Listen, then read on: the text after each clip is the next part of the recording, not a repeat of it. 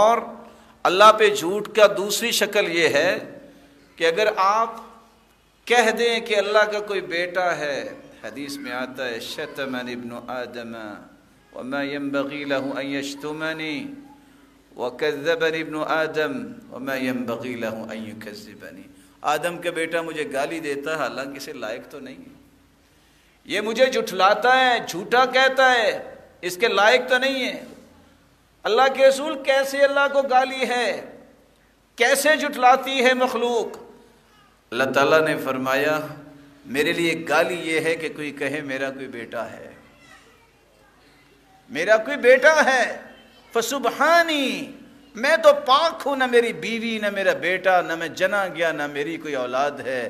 جو میرا بیٹا ثابت کرنا چاہتا ہے وہ مجھے گالی دیتا ہے۔ تعجب کی بات ہے، دن قریب ہیں، مسلمان جو اللہ کو گالی دینے والے ہیں ان کے لیے 600 کا بینر لگائیں گے کہ ہم مسیحی برادری کو جو ہے وہ ان کی خوشی میں شریک ہوتے ہیں اور ان کو مبارک دیتے ہیں کہ انہوں نے کرسمس ڈے کا یہ دن منایا ہے۔ اور مسلمانوں کو یہ سوچنا چاہیے اسلام کتنا خوبصورت دین ہے، کوئی عیسائی ہے، کوئی یہودی ہے، اگر وہ آپ کے ملک میں ہے اور آپ کے قوانین کی پابندی کرتا ہے آپ ان کو قتل نہیں کر سکتے، ان کے حقوق ہیں، لیکن اس کے ساتھ ساتھ دین یہ کہتا ہے غیر مسلم کی خوشی میں مومن شریک نہیں ہوتا۔ اور سیدنا عمر رضی اللہ تعالیٰ عنہ نے اس لیے کہا تھا کہ جو شخص غیر مسلم کی خوشی میں عید میں شریک ہوتا ہے انڈا لے کے، وہ بھی اتنا ہی کافر ہے جتنا کافر کافر ہے۔ انڈے کی کیا قیمت ہے، اور اب 2.5 کلو اور 10 کلو کی جو ہے وہ ٹوکریاں بنا کے اور مٹھائی جا کے پیش کرتے ہیں اور کیک کاٹتے ہیں۔ کبھی سوچا میں کیا کر رہا ہوں؟ قرآن نے لفظ کیا بولے ہیں؟ تکاد السماوات يتفطرن منه وتنشق الارض وتخر الجبال هدا ان دعوا للرحمن ولدا وما ينبغي للرحمن ان يتخذه ولدا۔ قریب ہے کہ آسمان پھٹ جائے، زمین شک ہو جائے، پہاڑ ریزہ ریزہ ہو جائیں، لوگ کہتے ہیں اللہ کا کوئی بیٹا ہے۔ اللہ کا تو کوئی بیٹا نہیں۔ اور میں آپ میں سے پڑھے لکھے لوگوں سے گزارش کروں گا کبھی گاڈ سپیل پکڑ کے پڑھیے گا کیا لکھا ہے، جو تورات انجیل جو اس وقت دنیا میں موجود ہے کبھی پڑھیے گا کیا لکھا ہے۔ میرا عقیدہ وہ ہے جو قرآن کہتا ہے کہ عیسیٰ اللہ کے پیغمبر تھے، اللہ کے نبی تھے، اللہ نے بغیر باپ کے انہیں پیدا کیا، اور ان پر ایمان لانا کہ وَأَنَّ عِيسَىٰ عَبْدُ اللَّهِ وَرَسُولُهُ۔ صحیح بخاری کی روایت ہے جو عیسیٰ کو اللہ کا بندہ اور اس کا رسول مانتے ہیں اور اللہ کے بعد اللہ کے رسول کو بشر مانتے ہیں، اور عیسیٰ علیہ السلام کے بارے میں ان کا ایمان ہے، جنت کا ایمان ہے کہ جنت مومنوں کے لیے ہے، جہنم کافروں کے لیے ہے، ایسے لوگوں کے لیے جنت کے 8 دروازے کھل جائیں گے۔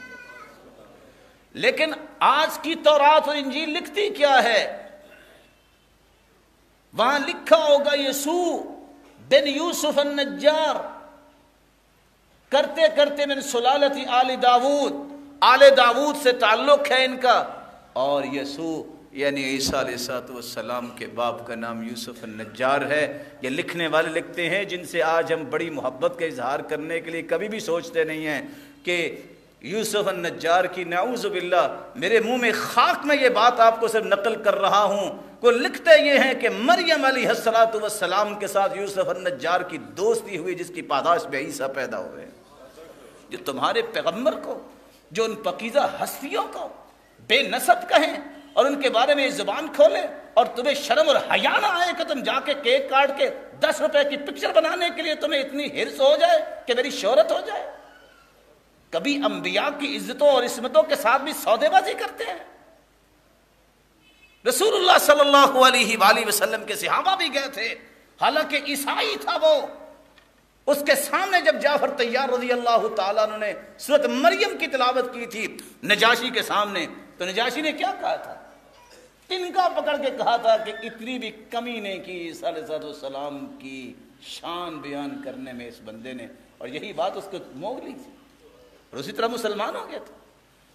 آج مسلمانوں کو یہ سوچنا ہے کہ ہم کدھر جا رہے ہیں، ہماری محبت کے زاویے کدھر ہیں، اصول سنیے۔ اور اللہ تعالیٰ نے منہج قرآن و حدیث کا ایسا رکھا ہے، اللہ کی قسم روئے زمین پر ایسا منہج آپ کو دنیا میں نظر نہیں آئے گا، وائلنس سے دور، دنیا کو امن کا پیغام دینے والا یہ منہج ہے جو قرآن و سنت کا منہج ہے۔ منہج کیا ہے؟ کوئی عیسائی، کوئی یہودی اگر تمہارے قانون کی بالادستی کو مانتا ہے، تمہارے قانون کی وہ اطاعت کرتا ہے، مسلمانوں کے ملک میں رہتا ہے، آپ اس کو قتل نہیں کر سکتے۔